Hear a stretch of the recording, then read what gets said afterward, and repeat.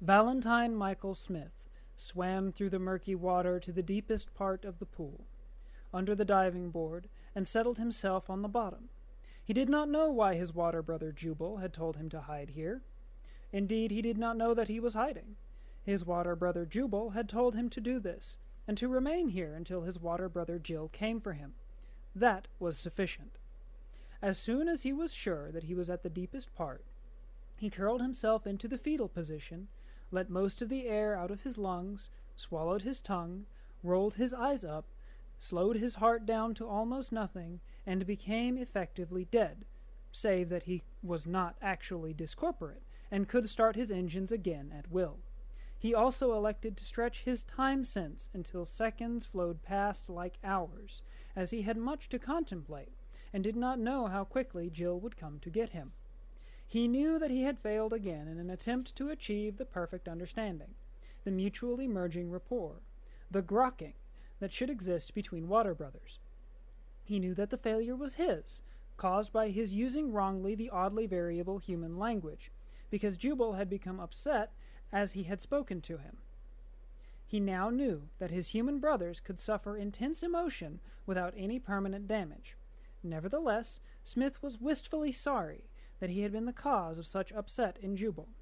At the time, it had seemed to him that he had at last grokked perfectly a most difficult human word. He should have known better, because, early in his learnings under his brother Mahmud, he had discovered that long human words, the longer the better, were easy, unmistakable, and rarely changed their meanings. But short words were slippery, unpredictable, changing their meanings without any pattern, or so he seemed to grok.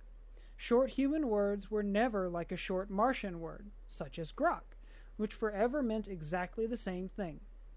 Short human words were like trying to lift water with a knife. And this had been a very short word.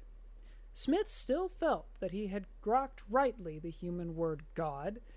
The confusion had come from his own failure in selecting other human words. The concept was truly so simple, so basic, so necessary, that any nestling could have explained it perfectly, in Martian. The problem, then, was to find human words that would let him speak rightly, make sure that he patterned them rightly to match in fullness how it would be said in his own people's language. He puzzled briefly over the curious fact that there should be any difficulty in saying it, even in English, since it was a thing everyone knew, else they could not grok alive.